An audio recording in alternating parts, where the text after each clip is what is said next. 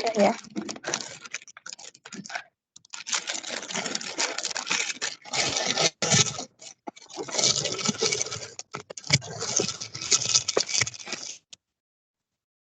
Baik, saya buka kuliah ini. Selamat siang semuanya. Assalamualaikum warahmatullahi wabarakatuh.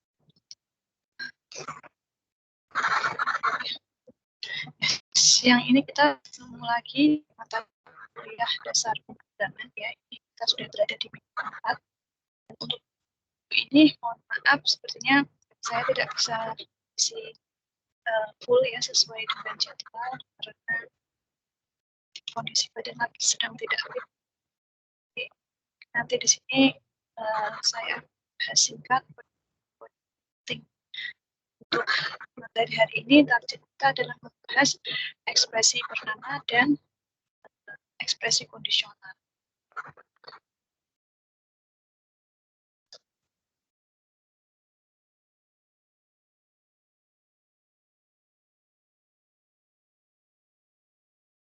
Untuk absensi saya tutup ya.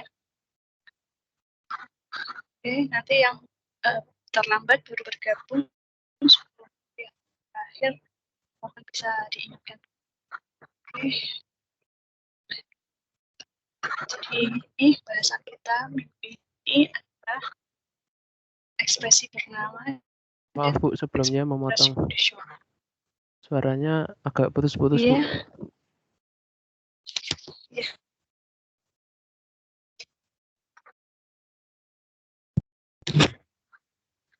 Kalau sekarang apa sudah lebih jelas suaranya? Atau masih terputus-putus? Sudah lebih jelas Ibu. Sudah lebih jelas ya.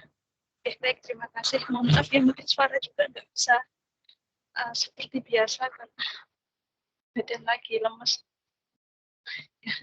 Ya, ekspresi bernama dan kondisional. Jadi pertama kita akan bahas dulu mengenai ekspresi bernama. Kemudian kita lanjutkan ke ekspresi kondisional. Ya, nanti di sini ekspresi kondisional ada dua macam, ada bentuk yang if else dan ada bentuk yang depend. Kita lihat dulu yang disebut sebagai ekspresi bernama. Ya, jadi ekspresi bernama ini adalah ekspresi yang tuliskan sementara ya di dalam fungsi dan dia diberi nama. Ya, sehingga ekspresi bernama ini disebut juga sebagai nama antara. Dan ekspresi bernama atau nama antara ini sifatnya adalah lokal. Jadi dia hanya bisa dikenali di dalam fungsi yang mendefinisikan dan tidak bisa dipanggil atau digunakan di luar fungsi. Ya. Kemudian ini untuk aturan pemberian namanya.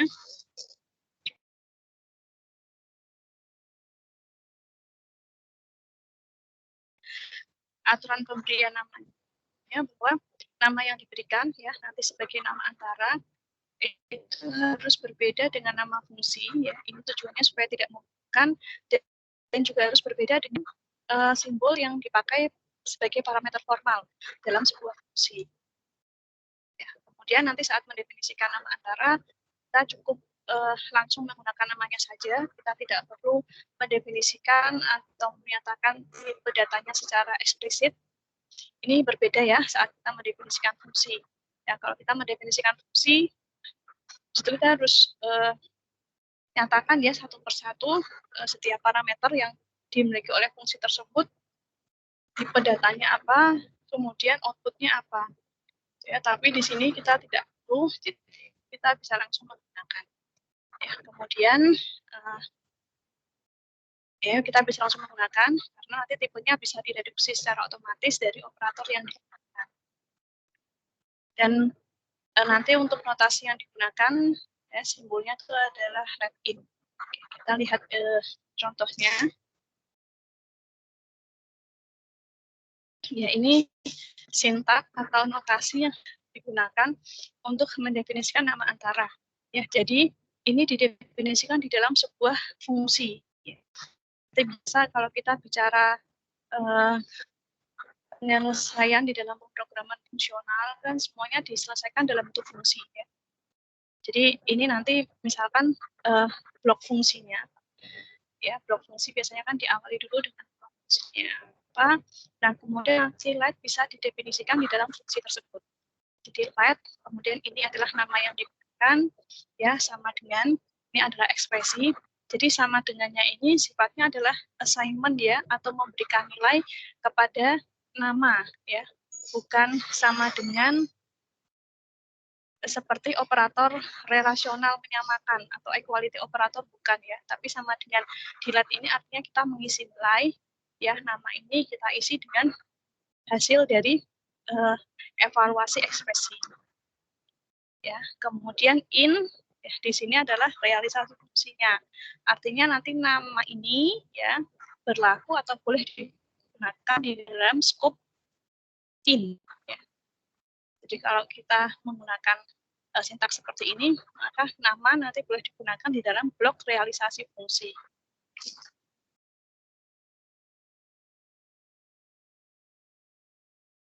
Nah, ini penjelasan dari simbol-simbolnya.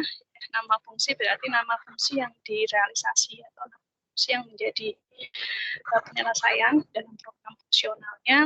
Kemudian ini adalah nama antara ya, yang kita definisikan setelah let, ini yang disebut sebagai nama antara.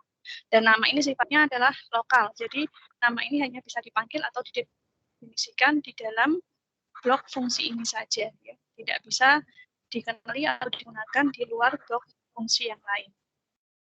Kemudian ekspresi ini berarti apa yang kita isikan ya ke dalam nama, ya. Jadi nilai apa yang nanti mau kita isikan. Dan realisasi fungsi ya berarti ini isi ya, isi atau apa ekspresi di dalam fungsi tersebut. Nah, realisasi fungsi boleh menggunakan nama yang sudah didefinisikan menggunakan let.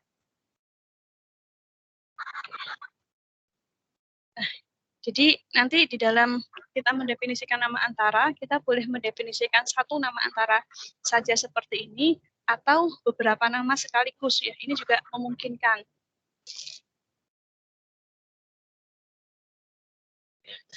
Misalkan kita mendefinisikan beberapa nama sekaligus ya, maka nanti untuk masing-masing definisi nama kita bisa pisahkan dengan tanda koma ya. Jadi misalkan ini seperti tadi ini blok fungsinya ya, ini nama fungsi, kemudian let nanti nama satu diisi dengan hasil dari ekspresi satu ya, nama dua diisi dengan hasil dari ekspresi dua, sebelumnya dipisahkan koma, nama yang terakhir ya nanti sampai nama keberapa, misalkan di sini nama K diisi dengan hasil evaluasi dari ekspresi K. Ya, kemudian nanti di sini in, nah maka setelah in ini adalah bawahnya di sini adalah apa ekspresi yang boleh menggunakan nama-nama antara tersebut.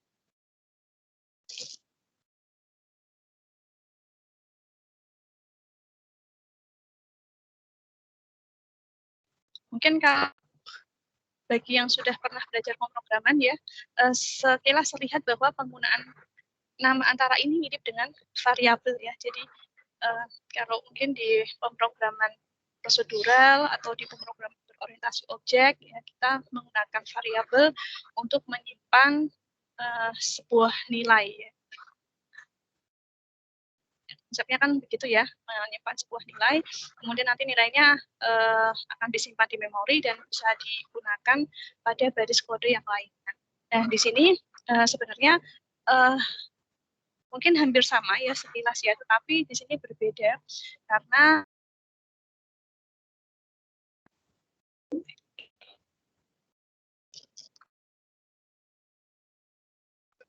karena masing-masing ekspresi di sini dia akan dievaluasi secara independen ya, jadi bukan sekuensial dan dia sifatnya hanya sebagai apa ya, sebagai nama antara saja ya, atau sebagai ekspresi yang diberikan nama yang tujuannya nanti untuk menyederhanakan saja penulisan program supaya program bisa lebih mudah untuk dibaca ya, ataupun menghindari ini ya evaluasi ekspresi yang berulang ya. Jadi kalau misalkan nanti ada ekspresi yang berulang ya, muncul berkali-kali di dalam blok realisasi fungsi ya, daripada kita tuliskan secara langsung ya, ini bisa kita buat nama antara untuk menyimpan hasil ekspresi sementara. Jadi nanti di blok realisasi fungsi kita cukup menggunakan nama antaranya saja. Seperti itu. Jadi beda dengan pengertian variabel atau konsep variabel di dalam pemrograman prosedural. Karena ingat di sini kita belajar di dalam paradigma fungsional, kita tidak mengenal istilah variabel ya, dan juga tidak ada pemisahan ya, memori untuk inti. Penyelesaian kita buat dalam bentuk fungsi yang secara sederhananya fungsi akan langsung dievaluasi untuk menghasilkan sebuah nilai seperti itu.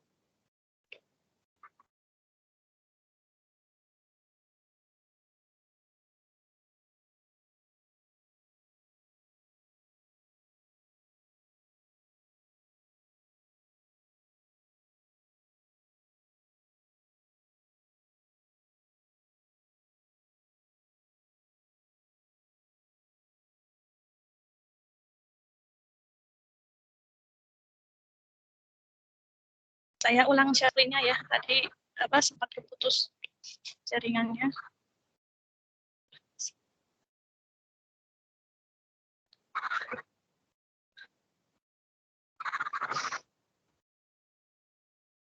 Oke, sudah terlihat lagi sekarang share screen-nya? Sudah, Ibu. Sudah. Sudah ya. Kemudian kita akan masuk ke contoh penggunaan nama antara ini.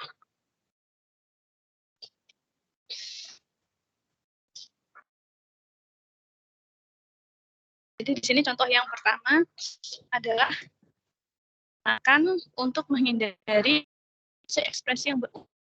Jadi contoh misalkan di sini adalah ekspresi yang asli lengkap, yaitu 1 min 2 kali A kali B. Nah, di sini kan kita lihat bahwa ekspresi A kali B muncul 2 kali ya, di kurung yang pertama dan juga kurung yang kedua. Nah, salah satu contoh penggunaan nama antara di sini adalah kita bisa menyederhanakan ya penulisan ekspresi A kali B ya di depan dalam sebuah nama antara. Misalkan kita sebut namanya itu adalah P ya. Jadi nanti ketika ketemu ekspresi A kali B-nya tidak perlu dihitung lagi ya, karena sudah disimpan hasilnya di P. Jadi nanti di penulisan A kali B bisa langsung digantikan dengan P. Dan nanti pada kenyataannya itu tidak perlu dilakukan perhitungan ya atau komputasi A kali B karena hasilnya A kali B sudah disimpan di dalam variabel sudah disimpan di dalam nama antara P. Ya. Jadi contohnya seperti ini, misalkan fungsinya fungsi F ya mempunyai masukan 2 parameter yaitu A, B, A dan B. Kemudian di dalam fungsi ini kita definisikan nama antara P ya. Sini let P sama dengan A kali B, artinya hasil dari perhitungan A kali B ini akan disimpan di P. Jadi nanti dalam implementasinya, dalam proses komputasinya, A kali B ini hanya dihitung sekali, ya, hasilnya disimpan di P. Nah, kemudian ini in, artinya setelah in ini boleh menggunakan nama antara P. Ya, jadi ekspresi aslinya yang seperti ini 1 plus A kali B, sekarang bisa kita gantikan dengan 1 plus P.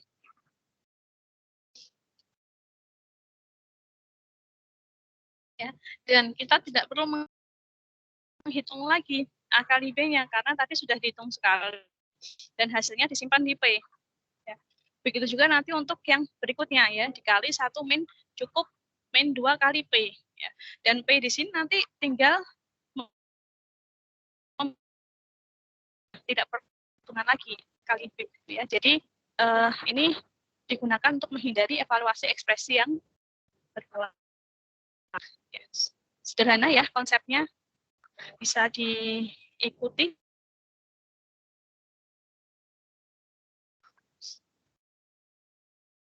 Bisa ya. Ini yang perlu diperhatikan adalah bahwa ya, karena kita definisikan di sebuah fungsi ini ya hanya bisa digunakan dalam fungsi F saja. Ya, tidak boleh digunakan atau tidak bisa dipanggil di luar fungsi F karena dia didefinisikannya di dalam fungsi F dan skopnya atau lingkupnya itu hanya bersifat lokal. Jadi hanya bisa dikenali di dalam blok F ini saja, di dalam blok fungsi F ini saja. Ya, ditandai dengan setelah let ada in. Ya, maka setelah in ini menandakan ya blok yang boleh menggunakan nama antara P yang sudah didefinisikan setelah let. Ini contohnya ya, jadi secara komputasi pun juga lebih hemat karena A kali B-nya tidak perlu dihitung 2 kali. Ya, tapi cukup dihitung sekali, hasilnya disimpan di P, ya, di nama sementara, nama atau nama antara P, dan nanti di ekspresi yang berikutnya tinggal memanggil saja. Ya, jadi tidak perlu dievaluasi lagi, tidak perlu dihitung lagi. Itu salah satu contoh penggunaan let. Contoh yang berikutnya bisa jadi membuat program lebih mudah dibaca.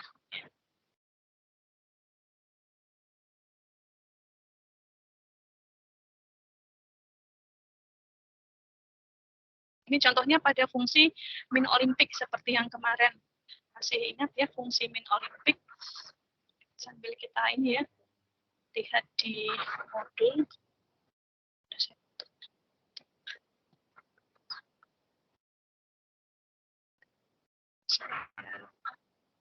Saya tutup dulu ya, carikan apa modul-modul.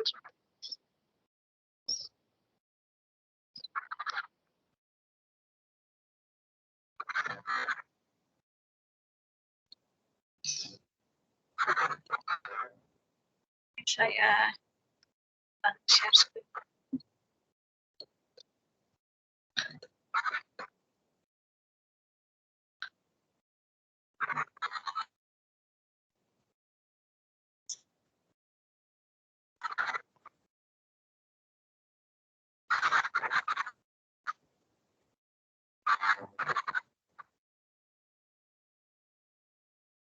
Nah ini ya min olimpik ya, yang kemarin pernah kita bahas.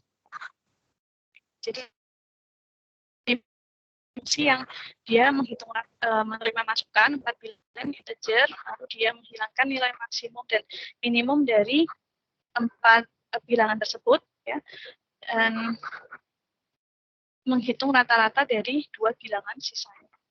Ya, ini kemarin kalau kita lihat kan realisasinya ya, dia menggunakan 4 fungsi antara, yaitu ada fungsi max 2, ya, fungsi maksimum, fungsi 4, kemudian dari NO-nya direlasikan dengan cara seperti berikut ya. U plus V plus X dijumlahkan, lalu dikurangi dengan min 4 dari UVBX dikurangi 4 dari UVBX. Nah, ini kan agak panjang. Ya, bisa juga disederhanakan seperti ini. Misalkan kita menggunakan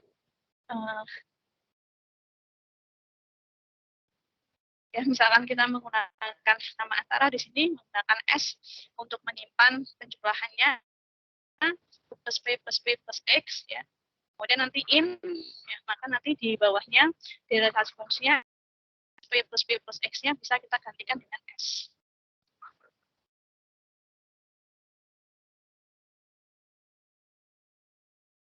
Tapi sebenarnya kalau di sini tidak terlalu apa ya, tidak terlalu banyak karena sebenarnya ini juga muncul sekali saja ya, S-nya dipakai sekali dan ya kurang apa ya, kurang kelihatan ya penggunaannya dibandingkan dengan contoh yang sebelumnya ya. Tapi ya kalau mau dibuat seperti ini juga bisa. Ini contoh saja. Tapi sebenarnya kalau di sini tidak terlalu signifikan ya perubahannya ketika menggunakan light ataupun tidak. Nah, mungkin contoh yang kelihatan kalau kita menggunakan model yang kedua.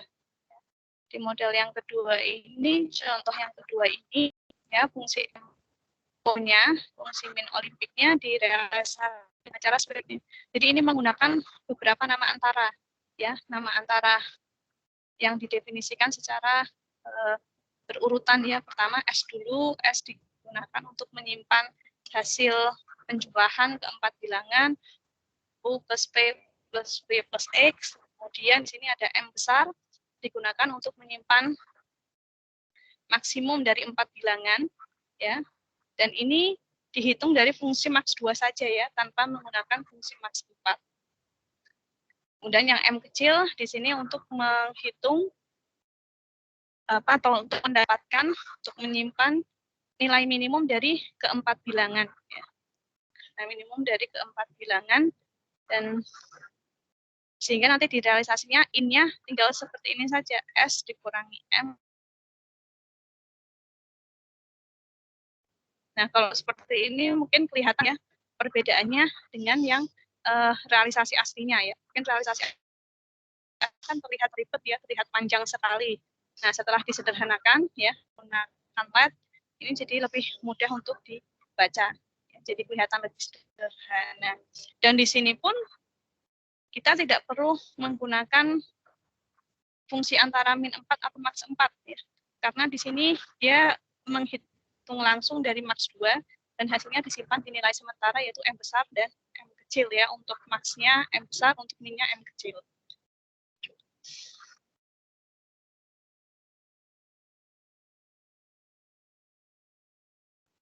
Nah, ini contohnya ya. Jadi bisa juga nanti dalam satu LED kita mendefinisikan beberapa nama sekaligus. Di sini bisa diikuti contohnya. Contoh yang 2B ini. Bisa, Bu. Bisa, Bu. Bisa ya? Oke. Bisa, Bu. Ya, terima kasih.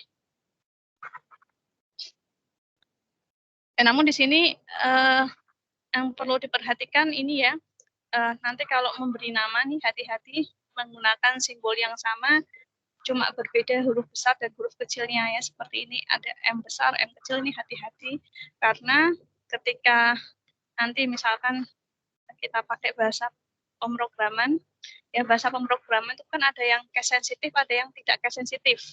Ya, case sensitif itu artinya dia huruf besar, huruf kecil dibedakan. Ya, seperti Python, seperti itu ya, Python besar kecil dibedakan. Tapi ada bahasa pemrograman yang dia tidak case sensitif. Nah, itu hati-hati kalau kita kasih nama seperti ini ya, untuk nanti misalnya ini diimplementasikan ya, dengan menggunakan simbol-simbolnya sama seperti ini langsung ke bahasa pemrograman yang tidak case sensitif, nanti M besar, M kecil ini dianggap sama. Ya, dianggap sama. Jadi nanti malah yang ini yang kedua itu akan mereplace isi yang pertama. Ya. Itu hati-hati ya. Jadi lebih aman sebenarnya kalau nanti kita memberi nama, kita jangan bedakan pada huruf besar, huruf kecilnya saja. Tapi kita bisa bedakan dengan simbol yang berbeda. Jadi mungkin yang M-nya, yang nilai maksnya mungkin bisa pakai M1, ya. Nanti yang min-nya bisa pakai M2. Nah, itu akan lebih aman, karena pasti mau nanti bahasanya case sensitif atau tidak, itu kan tetap dikenal sebagai simbol yang berbeda, dianggap sebagai simbol yang berbeda. Ya, ya penulisan atau penggunaan nama yang seperti ini, ya hanya berbeda besar kecilnya, ini sebaiknya dihindari, ya supaya tidak membingungkan. Oke, dan kemudian LED juga nanti bisa bersarang, ya, jadi bisa didefinisikan LED di dalam sebuah LED. Ya, jadi bersarang atau nested LED. Dan kalau seperti ini nanti perhatikan bahwa skopnya ya. Jadi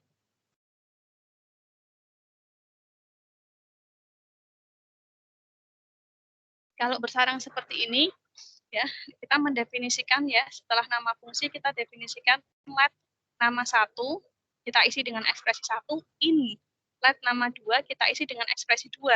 Nah, maka di sini perlu diingat bahwa karena kita mendefinisikan LED yang kedua ini di dalamnya LED yang pertama, maka nama 1 boleh kita gunakan di dalam ekspresi 2.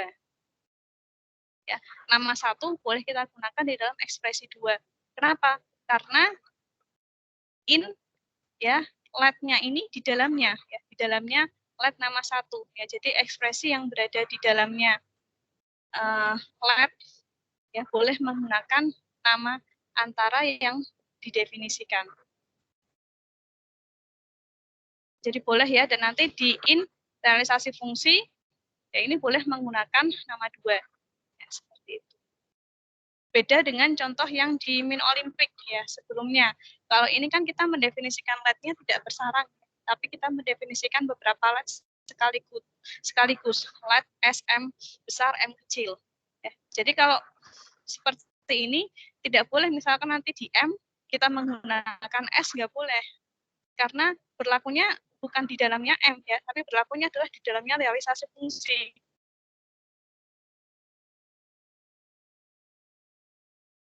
Ya. Tapi nanti beda dengan LED yang bersarang. Kalau LED yang bersarang seperti ini boleh ya. Boleh kita gunakan nama 1 di dalam ekspresi 2 di sini boleh. Kenapa? Karena memang yang LED yang kedua ini didefinisikannya di dalam LED yang pertama. Ya, jadi nggak masalah kalau di ekspresi 2-nya kita menggunakan nama 1. Jadi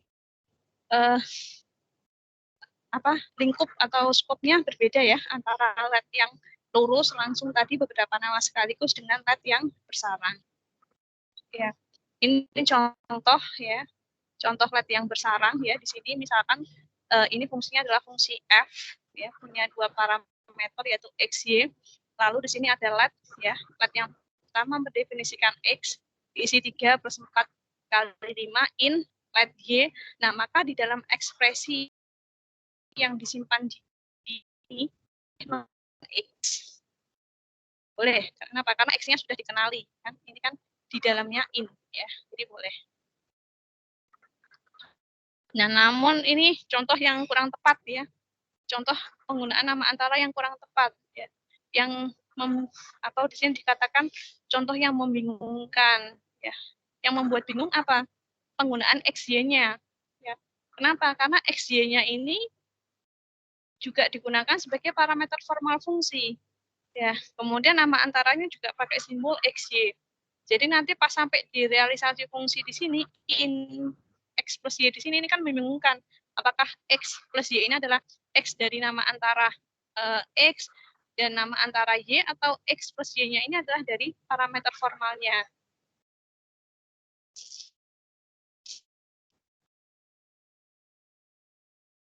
Nah, ini contoh yang salah ya, atau contoh yang membingungkan. Jadi nanti sebaiknya ketika menggunakan nama antara, jangan menggunakan simbol yang sama seperti yang dipakai di parameter formal.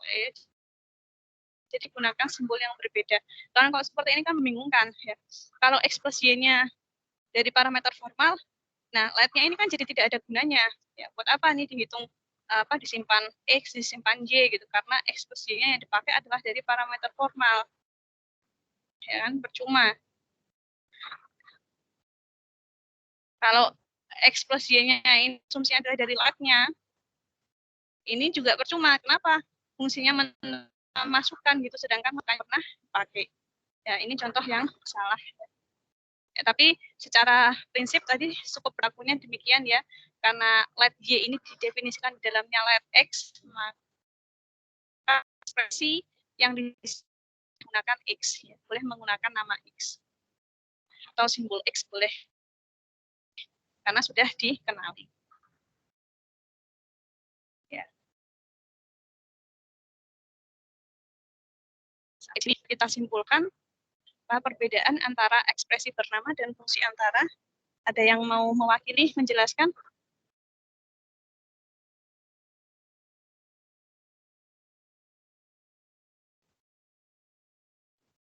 Pertama bisa kita bedakan dari ya, dari lingkupnya. Ekspresi bernama, skopnya atau lingkupnya adalah skopnya lokal ya, dia hanya bisa digunakan di dalam fungsi itu saja. Ya. Dan kalau kita menggunakan fungsi antara, ya, jadi kalau kita pakai fungsi antara, misalkan kita pakai fungsi antara dan fungsinya ini kita definisikan sendiri, misalkan ya, tidak jadi satu tapi di luar dari blok fungsi utama, maka fungsi tersebut bisa juga dipanggil oleh fungsi-fungsi lainnya yang membutuhkan. Seperti itu ya bedanya antara fungsi antara ekspresi bernama atau nama antara dengan fungsi antara. Dan juga dari segi pendefinisiannya lebih sederhana yang ekspresi bernama. Karena kalau ekspresi bernama ya tadi ya kita cukup pakai let, kita tidak perlu tentukan tipenya apa. Ya, sedangkan kalau kita mendefinisikan fungsi ya lengkap ya, sebagaimana kita mendefinisikan fungsi, kita definisikan nama fungsinya apa, kemudian parameter formalnya apa, nanti masing-masing parameter tipe datanya apa, ya outputnya apa, realisasinya bagaimana, kan kita harus definisikan, harus isikan semua. Jadi harus lengkap ya kalau kita mendefinisikan fungsi. Tapi kalau kita membuat ekspresi bernama, ya dia lebih sederhana. Hanya di dalam fungsi saja. Cuman tadi dipakainya juga hanya bisa di satu tempat, tidak bisa dipakai di tempat-tempat yang lainnya. Hanya bisa digunakan di dalam fungsi yang mendefinisikan nama antara tersebut. Sampai di sini bisa dipahami ya perbedaan antara ekspresi bernama dengan fungsi antara. Ada yang mau ditanyakan dulu sebelum kita lanjut ke materi yang ekspresi kondisional?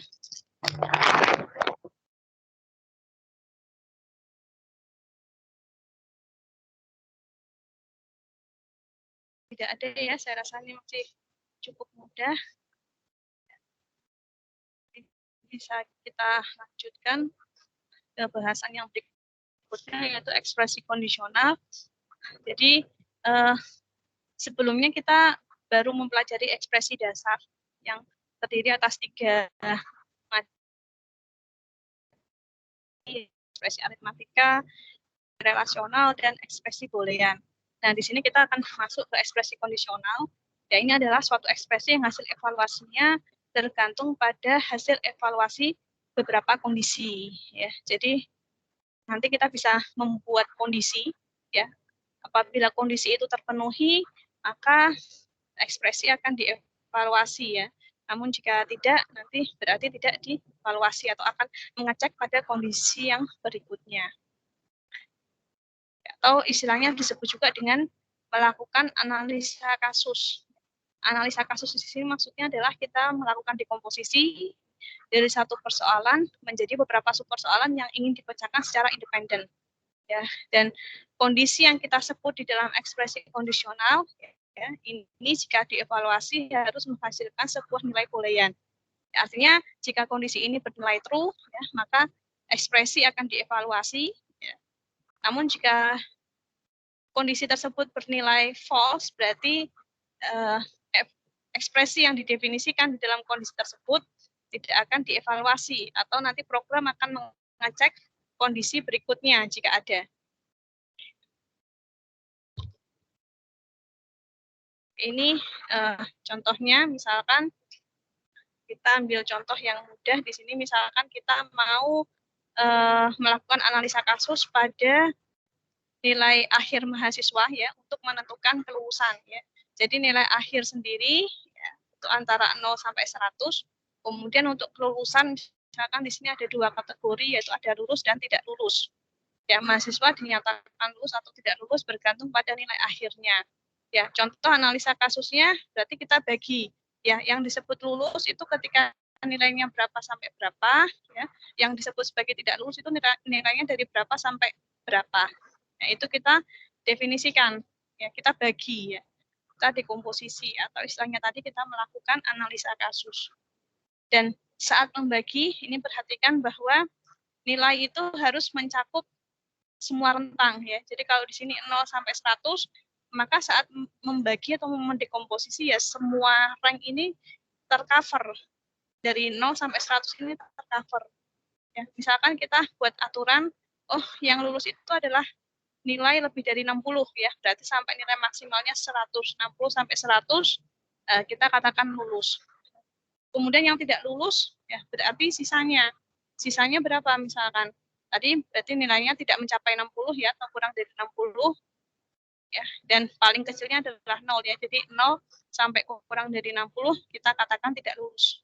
Ya, sehingga kalau kita gambarkan di dalam sebuah diagram Venn ya, himpunan untuk lulus dan himpunan tidak lulus ini itu terpisah sendiri-sendiri atau disjoin, ya. Atau dengan kata lain tidak ada irisannya. Ini contoh analisa kasus yang betul ya. Jadi tidak ada kalau ada irisannya nanti membingungkan. Ya, nanti membingungkan.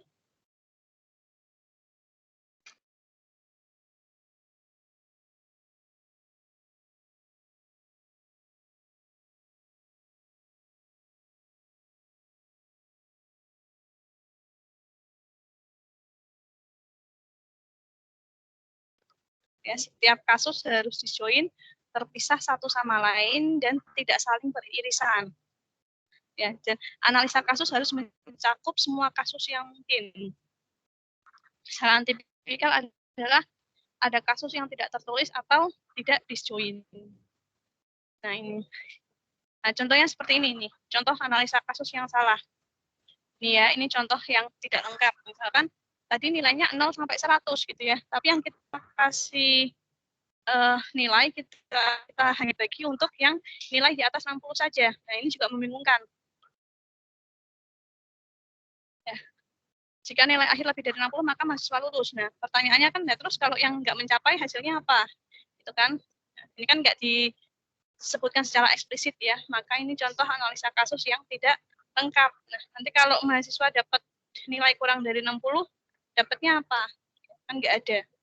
Karena di sini kita hanya memberikan nilai untuk yang di atas 60 saja, 60 atau di atasnya, seperti itu. Atau seperti ini.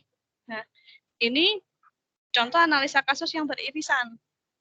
Irisannya dinilai berapa? Kalau seperti ini.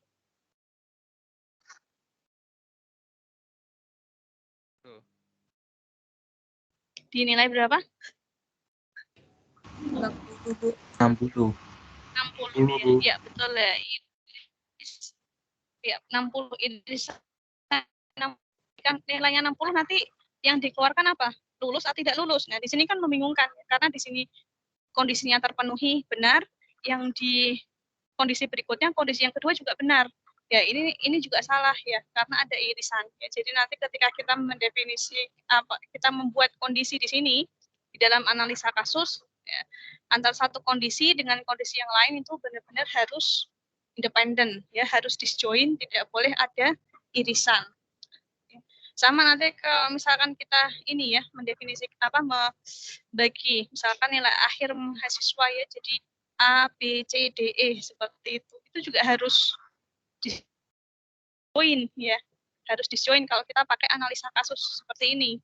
A itu rentangnya dari berapa sampai berapa, B dari berapa sampai berapa harus dijoin.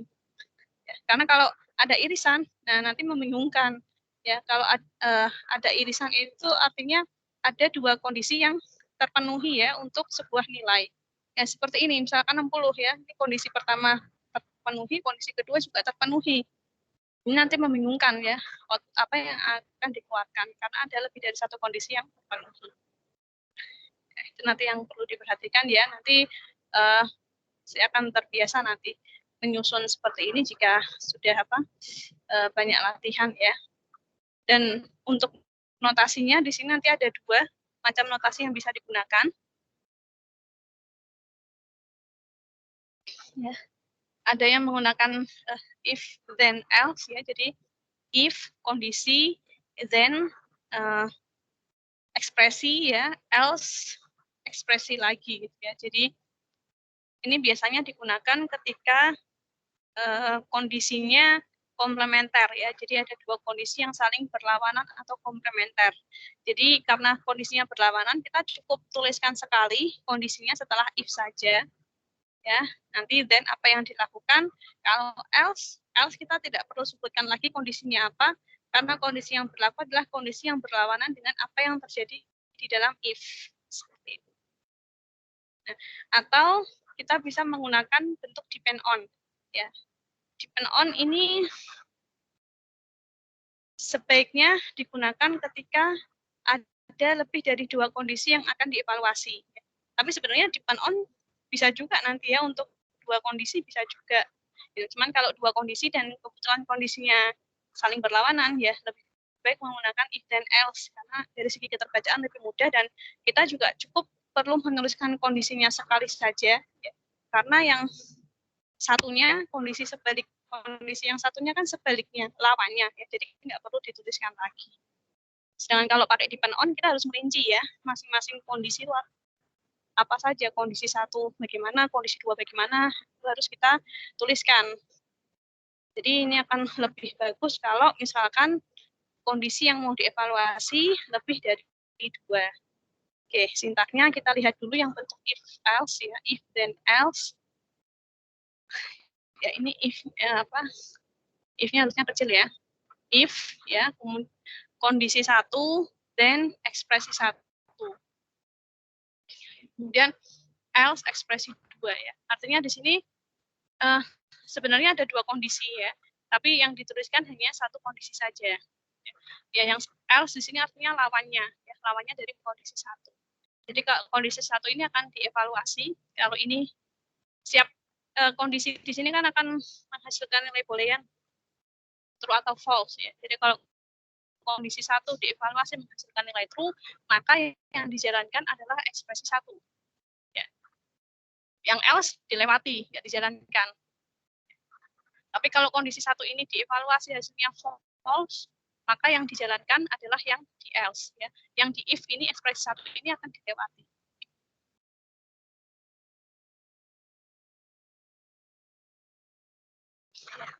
Sama seperti if di Excel, kalau sudah terbiasa juga menggunakan Excel ya kurang lebih sama ya seperti itu. Jadi if kan ada kondisi ya, kalau kondisinya benar maka yang dijalankan adalah ekspresi 1 ya yang ada di else dilewati. Tapi kalau kondisi 1 dievaluasi hasilnya false ya, ekspresi 1 yang dilewati, ekspresi 2 yang akan dijalankan atau dievaluasi. Dan di else kita tidak perlu menuliskan lagi ya kondisinya ya, karena berarti ya tinggal lawannya saja ya, lawannya dari kondisi 1. Atau ketika kondisinya bernilai false. Itu kalau kita menggunakan if then else. Kalau kita menggunakan depend on ya, maka nanti kita sebutkan kondisinya 1 per 1. Kondisi 1 jika terpenuhi nanti ekspresi 1 yang akan dijalankan ya. Kemudian karena ini sudah terpenuhi, misalkan ketika kondisi 1 terpenuhi, maka ekspresi 1 dijalankan, nanti yang berikutnya ini akan dilewati. Ya. Kondisi 2, kondisi 3 ini akan dilewati. Dan itu dicek lagi. Tapi kalau ternyata kondisi ini dicek false, ya, nanti akan dilanjutkan lagi ngecek kondisi 2. Ya. Kondisi 2 ternyata dicek hasilnya, lanjutkan lagi ke kondisi 3. Ya, kalau kondisi 3 terpenuhi atau true, ya maka nanti ekspresi 3 yang akan dijalankan.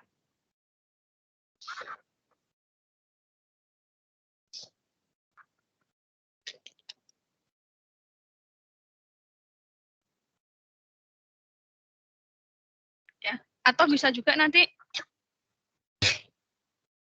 misalkan di kondisi terakhir ya, kondisi terakhir kita pakai else ya. Ini bisa juga. Jadi else ini selainnya. Jadi ketika misalkan kondisi 1 salah ya, kan ekspresi 1 dilewati ya, nanti cek kondisi kedua. Kondisi kedua salah, nanti cek kondisi ketiga salah, nah, maka yang dijalankan adalah yang ada di else ya. Yang dijalankan adalah ekspresi 4. Bisa seperti itu ya. Pakai else atau tidak ya. Tidak pakai else seperti ini, tapi kalau tidak pakai else berarti kondisi 1, kondisi 2, kondisi 3 yang dibuat ya itu harus mewakili semua kemungkinan kasus yang ada. Harusnya ya, harus bisa mewakili semua kemungkinan kasus. Contohnya tadi nilai ya. Nilai antara 0 sampai 100 berarti masing-masing harus bisa mewakili ya. Rentang nilai dari 0 sampai 100 harus bisa mewakili ya di setiap kondisi yang ada. Tapi kalau pakai else boleh ya, tidak memenuhi semuanya di kondisi 1, kondisi 2, kondisi 3 nggak apa-apa. Nanti yang tidak memenuhi berarti masuknya ke blok else, masuknya ke ekspresi 4.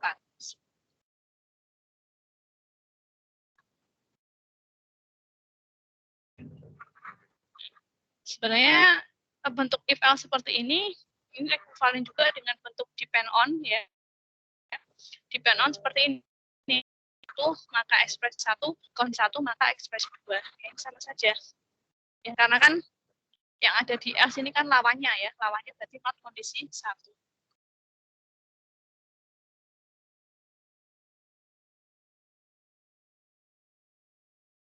Itu untuk notasi. Contohnya kita bisa masuk ke materi yang ada di diktat ya. Bisa lihat di bagian ekspresi kondisional. Kita bahas, sekarang kita akan masuk ke contoh. Oke, nah ini contoh yang pertama di sini dipakai untuk menghitung maksimum antara dua buah nilai. Sudah kelihatan ya? Menghitung maksimum antara dua buah nilai. Ya, jadi di sini max 2AB ya, masukannya 2 integer, outputnya integer. Dan ini realisasinya if A lebih dari sama dengan B, then A else B.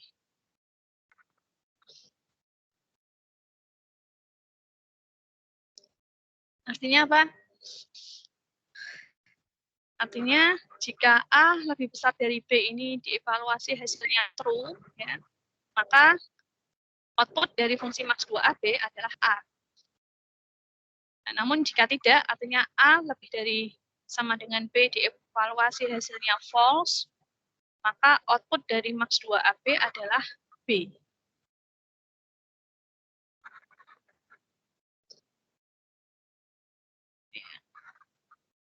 Jadi kalau misalkan kita panggil nih, misal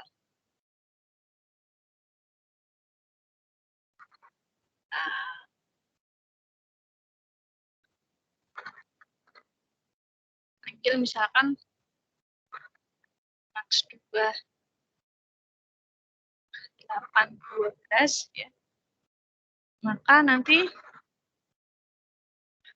dia akan menjalankan seperti ini ya, if 8 lebih dari sama dengannya, saya tulis seperti ini ya, kan kesulitan tulis dari keyboard. Das ya. Then 8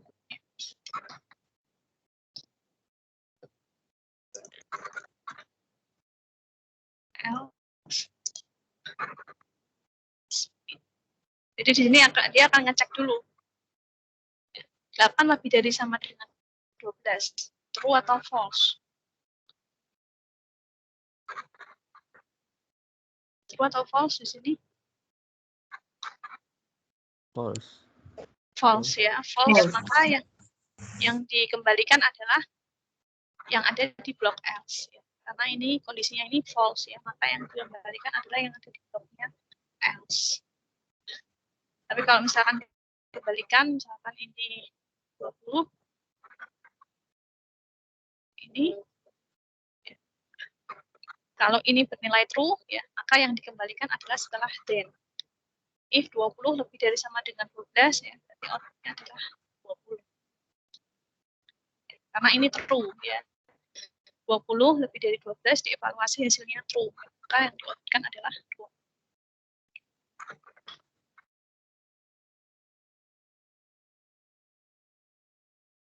Bisa dipahami ya untuk contoh yang ini ya.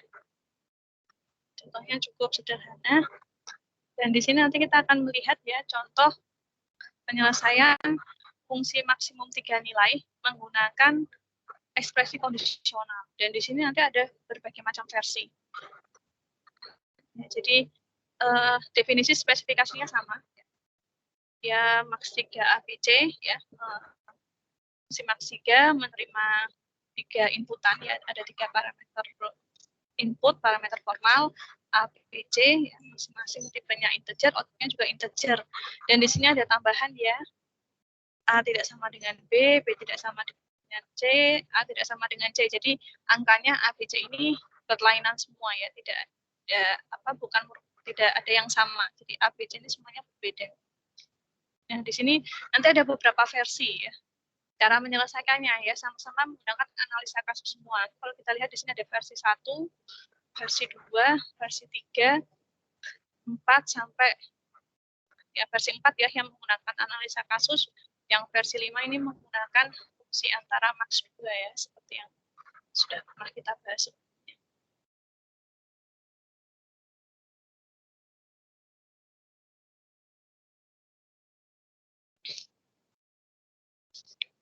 Oke, kita lihat ya yang versi 1. Yang versi 1 di sini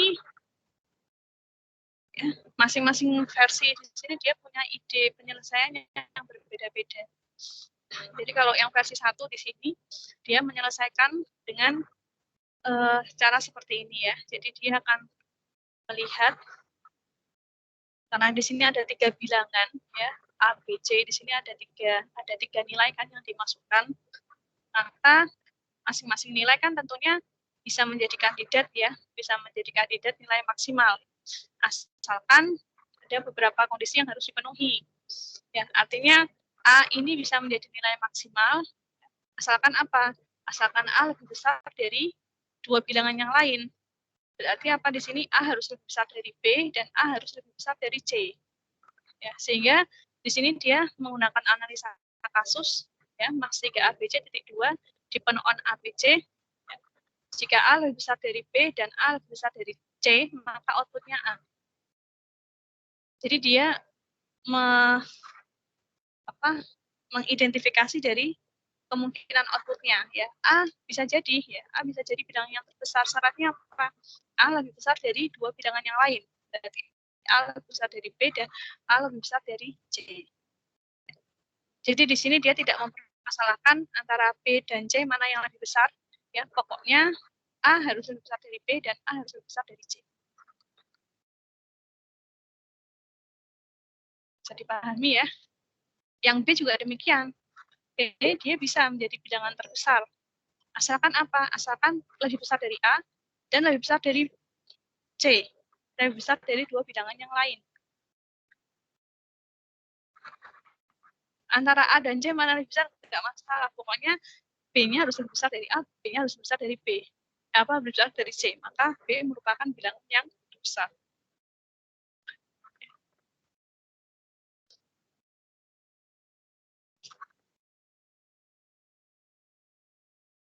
Sedangkan untuk yang ketiga, kemungkinan yang ketiga C di sini menjadi bilangan terbesar asalkan apa? C lebih besar dari A dan C lebih besar dari B. Bisa dipahami ya maksudnya? Jadi dia mengidentifikasi dari kemungkinan outputnya.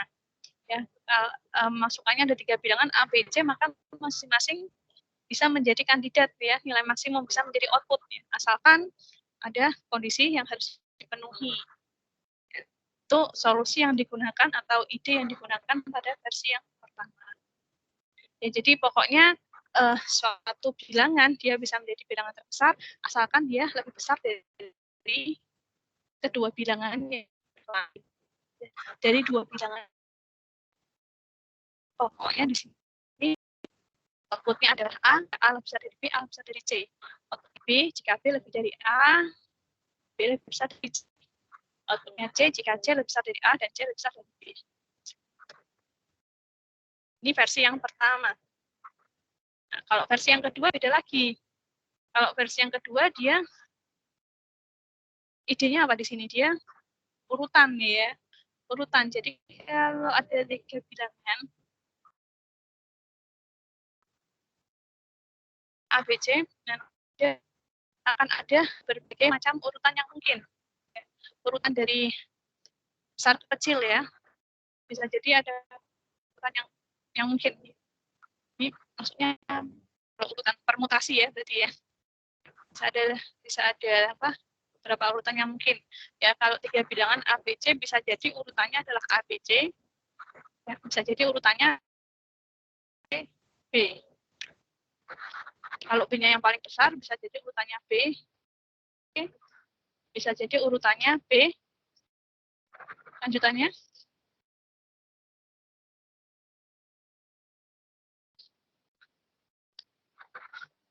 Lanjutannya apa? Bisa jadi kalau B-nya yang paling besar BCA. ya B, C, A ya. Kalau C-nya berarti CAB. CAB atau bisa jadi CBA. CBA ya, CBA. Itu ya. Jadi kalau ini dia mengidentifikasi ya berbagai macam urutan bilangan dari yang terbesar sampai yang terkecil ya.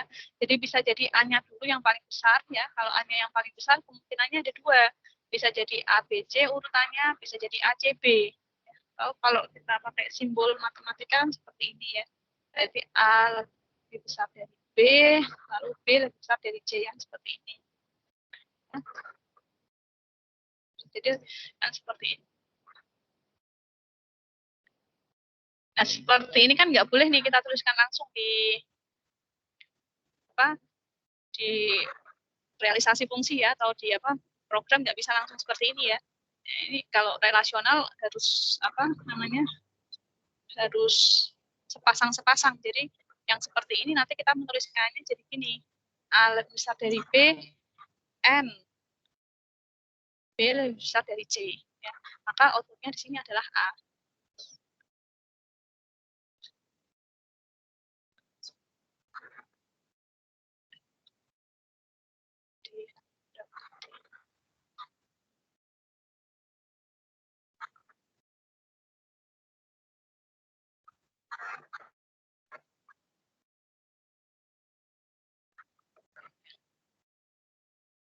Ini juga sama ya, yang di bawahnya juga sama ya. Ini kita nggak boleh menuliskan langsung seperti ini, nggak boleh ya. Karena kan untuk perbandingan tuh harus pasang ya, apa dengan seperti ini. Saya ya ada bahasa pemrograman yang mendukung gitu ya, tapi ada juga yang tidak. Jadi kalau di notasi fungsional sendiri ini juga tidak disarankan ya. Jadi lebih baik sepasang-sepasang. Kalau seperti ini kita ubah jadi bentuk seperti ini ya. A besar dari C, N, C besar dari C. Sisanya sama ya. Sudah bisa membedakan ide yang dipakai di versi 1 dengan ide yang dipakai di versi 2. Sudah dapat perbedaan idenya.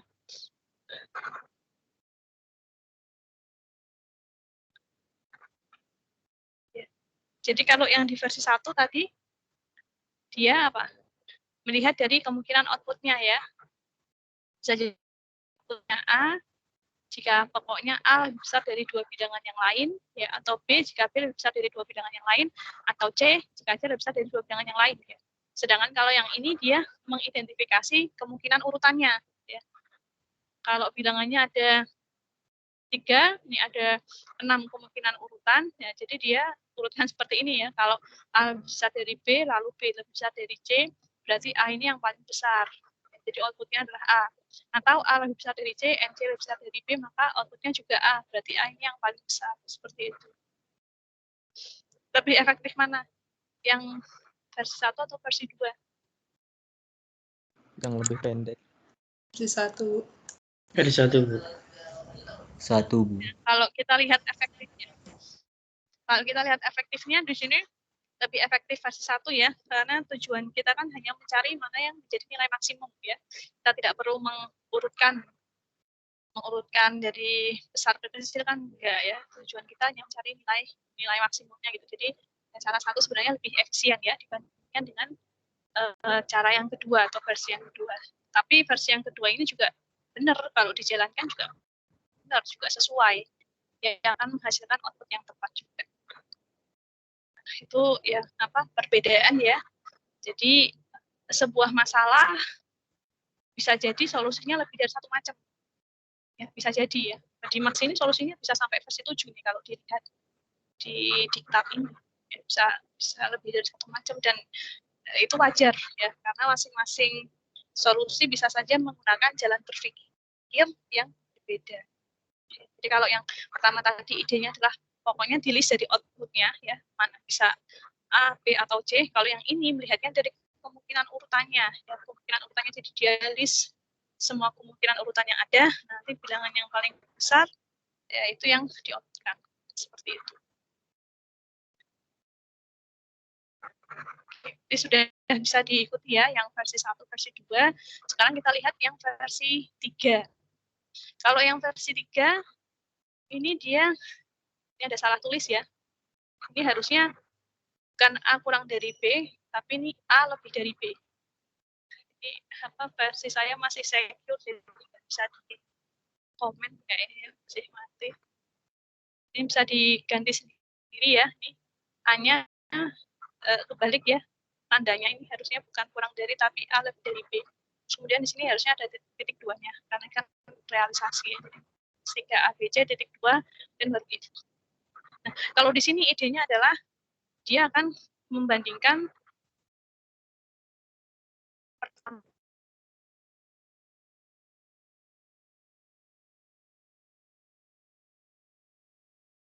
Dua-dua dulu, jangan yang dulu. A dengan B dibanding A dengan B besar yang mana? Kalau A dengan B besar yang A, ya lalu tinggal A yang dibanding bilangan berikutnya. Ya. Tinggal A yang dibandingkan dengan bilangan yang berikutnya. Tinggal A dibandingkan dengan C. Nah, nanti hasilnya bagaimana? Ini kalau A lebih dari C, ya, misalkan ini benar ya, ini misalkan hasilnya true, ya, ini true, berarti outputnya apa?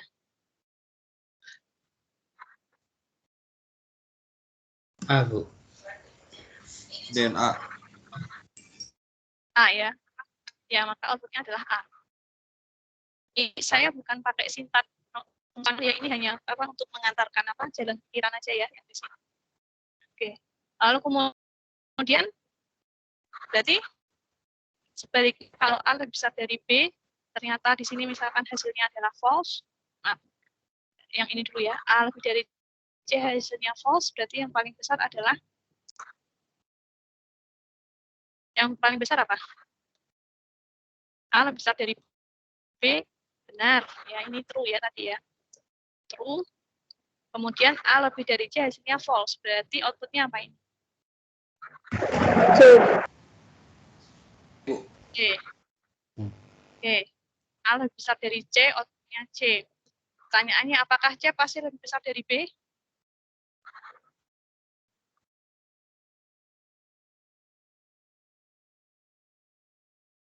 Apakah C pasti lebih besar dari B? Pasti. Ya, Bu. Ya, Bu. Pasti. Kenapa? Karena tadi Ini yang pertama sudah jelaskan. true. Karena A sudah lebih besar dari B. Ya, karena A sudah lebih besar dari B. Jadi kalau C lebih besar dari A, otomatis C lebih besar dari B. Ya. Makanya kita bisa mengoutputkan C langsung sebagai bilangan maksimalnya. Oke, ya. Nah, lalu kemudian yang kedua, berarti kalau A lebih dari B-nya false, saya copy aja ya. Nah, kalau A lebih, ini nilai false. Seperti ini.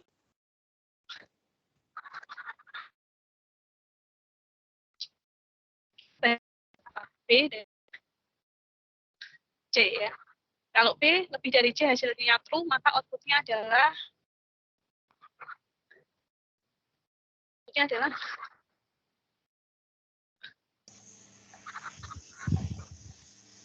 B.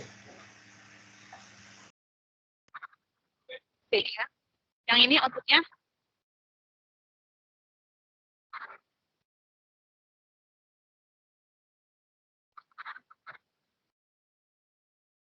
B lebih besar dari C.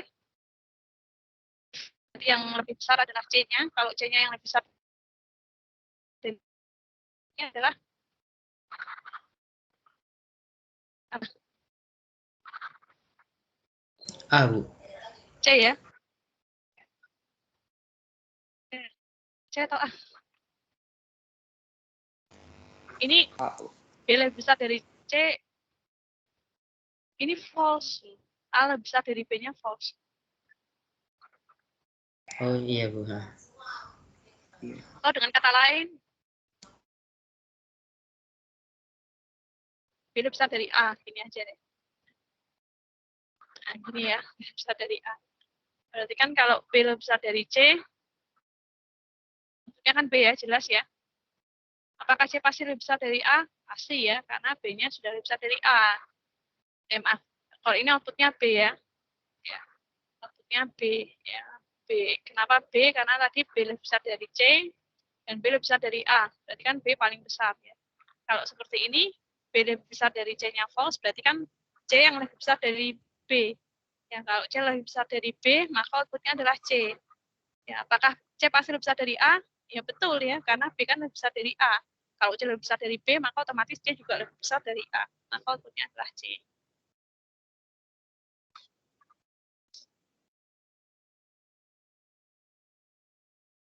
Bisa diikuti ya.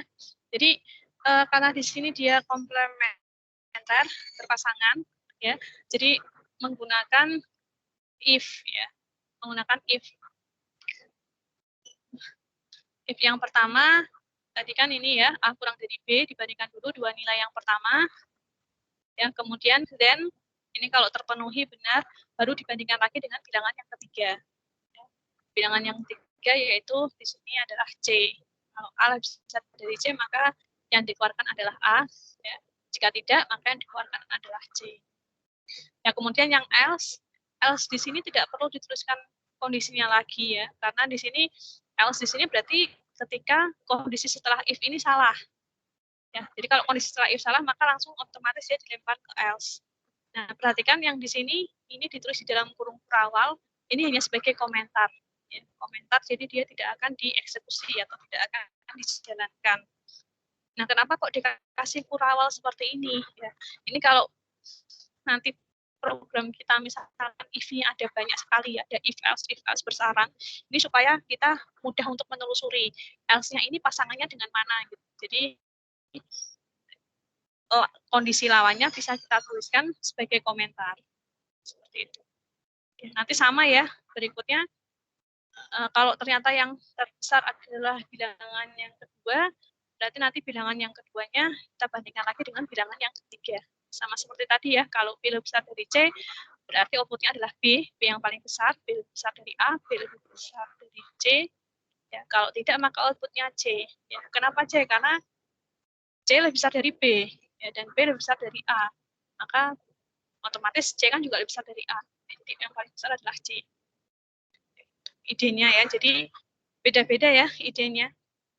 Tapi solusinya sama-sama. Nanti kalau dicoba, ini silakan dicoba nanti kalau mau dicoba diimplementasikan ke Python. Hasilnya sama, nanti kita kasih output yang sama. Misalkan di versi 1, versi 2, versi 3 ya, kita kasih output yang sama. Kita kasih input yang sama, pasti outputnya juga sama. Cuman beda pada ini saja ya, pada realisasinya. Ya, pada ide yang digunakan untuk mencapai outputnya itu yang berbeda-beda. Ya, masalah ya seperti ini. Ini semuanya benar ya, versi 1, versi 2, versi 3 semuanya benar.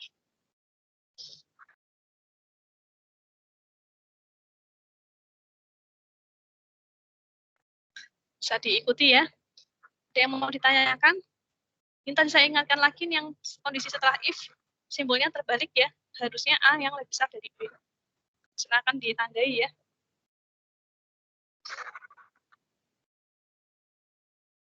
Yang versi 4 hampir sama seperti versi 3.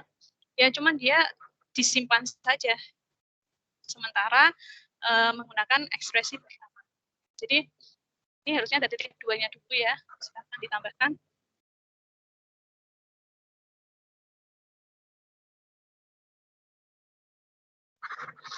Lalu di sini dia akan membandingkan dua bilangan yang pertama ya. Jadi idenya sama seperti yang versi 3. Cuman hasilnya dia simpan di nama antara, yaitu M. Ya, jadi di sini dia menggunakan ekspresi bernama M untuk menyimpan hasil bilangan yang besar antara dua bilangan yang pertama. Jadi depan on A, B, kalau A lebih besar dari B, yang M-nya akan diisi dengan A. Ya, kalau A kurang dari B, maka M-nya akan diisi dengan B. Ya, jadi M itu isinya adalah bilangan terbesar antara A atau B. Ya. Ya. Nanti tinggal di dalam realisasi fungsinya in, tinggal M dibandingkan dengan bilangan yang ketiga yang C ya. Kalau M besar dari C maka outputnya adalah M. Kalau M kurang dari C maka outputnya adalah C.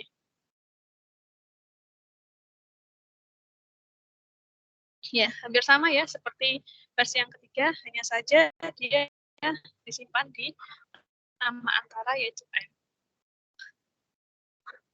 Bisa dipahami ya. Nah, ini kalau kondisinya dua seperti ini boleh juga kita tuliskan menggunakan if else juga boleh ya. Misal kita tuliskan di sini, misal pakai if else juga boleh. Jadi nanti realisasinya misalkan max 3 BC ya. Nanti ya, misalkan ini dulu ya dia pakai nama antara let M sama dengan misalkan kita pakai if ya, if A lebih dari B, A lebih dari B, then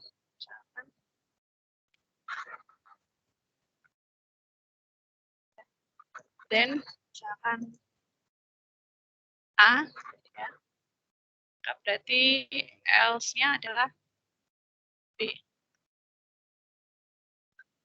Ya, seperti ini ya.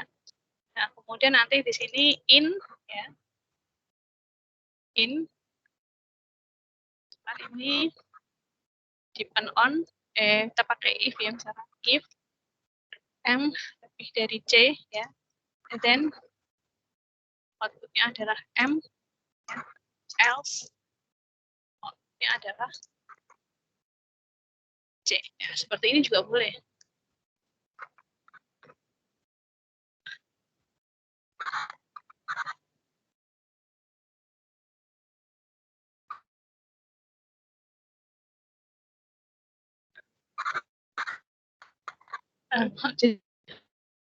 Apa namanya, ketumpuk-tumpuk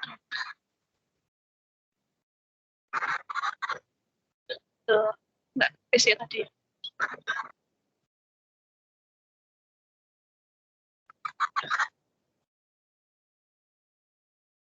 Ya. Ya maksudnya seperti itu ya nih, maaf di Paintbrush jadi agak ketumpuk-tumpuk tulisan.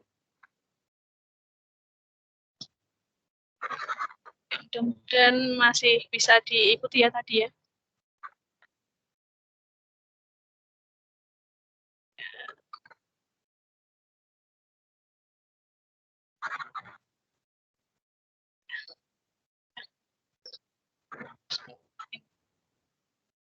Ya. Oke. Bisa dipahami ya? Ada yang mau ditanyakan sampai sini? Ya, jadi nggak masalah nanti kalau misalkan ada soal, ya mungkin ada tugas, kok caranya berbeda dengan temennya, nggak masalah. Ya. Asalkan itu bisa menyelesaikan solusi, ya bisa menjawab permasalahan, ya berarti bisa, ya berarti benar. Gitu. Nggak harus sama. Ya. Justru malah melakukan kalau misalkan satu kelas nih, siswanya 80 lebih, jawabannya katakanlah cuma satu versi ya. Satu versi, simbol-simbolnya sama semua, nah itu justru malah mencurigakan. Tapi kalau misalkan satu kelas ternyata solusinya bisa mungkin ada beberapa variasi ya, mungkin ada 2, ada 3, gitu, itu justru ya wajar, nggak masalah gitu ya. Artinya selama itu bisa menjawab masalahan, ya bisa menyelesaikan persoalannya, berarti itu merupakan solusi yang benar. Ya. Seperti itu ya. Yang di versi 5, versi berikutnya ini hanya menggunakan fungsi antara max 2 ya, seperti ini sudah pernah kita singgung kemarin ya. Jadi max 2-nya bertingkat, bisa jadi max 2 dari AB-nya dulu, nanti sisanya dengan C, atau bisa jadi dengan AC-nya dulu, nanti baru dengan B, cuma dia tukar-tukar aja sih antara yang versi 567 ini. Yang beda di yang menggunakan analisa kasus tadi di versi 1 dan versi 4. 1 sampai dengan 4.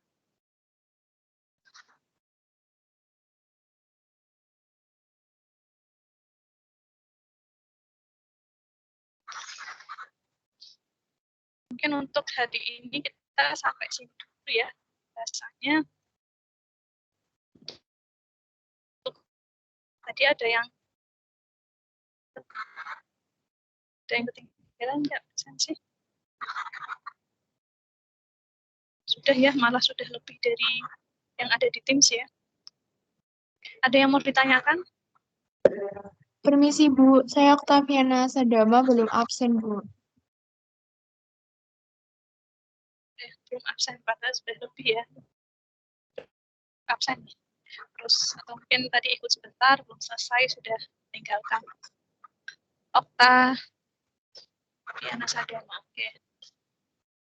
Ada lagi? Terima kasih Bu. Ya, sama-sama. Sudah semua ya? Ya, untuk presensi di akhir tidak mencapai 75%, tidak bisa mengikuti UAS, dan nilainya tidak bisa diproses. Jadi solusinya mengulang tahun depan. Jangan sampai ini ya lewat presensi tanpa alasan, karena kalau jam kuliah sudah selesai sudah tidak bisa diupdate lagi. Oke, sudah ini presensi. Oke, kalau sudah, ya ini saya akhiri dulu untuk pertemuan hari ini. Nanti di pertemuan berikutnya kita masih melanjutkan pembahasan mengenai analisa kasus ya, pada contoh yang lebih kompleks, contoh yang lebih sulit. Silakan nanti mungkin bisa dibaca-baca dulu juga modulnya untuk contoh-contoh yang ada di sini. Ini itu yang bisa saya sampaikan hari ini. Terima kasih atas perhatiannya. Mohon maaf jika ada kekurangan. Saya tutup sesi ini. Wassalamualaikum warahmatullahi wabarakatuh. Waalaikumsalam warahmatullahi Waalaikumsalam. wabarakatuh. Terima kasih Bu. Terima kasih Bu. Maaf Bu, itu yang Terima kasih Bu. di chat ada itu Bu. Izin tidak bisa absen. Gimana? Reza Hilmi Dava tidak bisa absen. Oh, disampaikan Di chat, meeting chat. oh, Reza Hilmi Dava.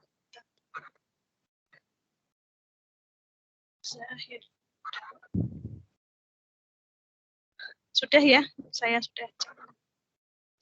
Terima kasih Bu.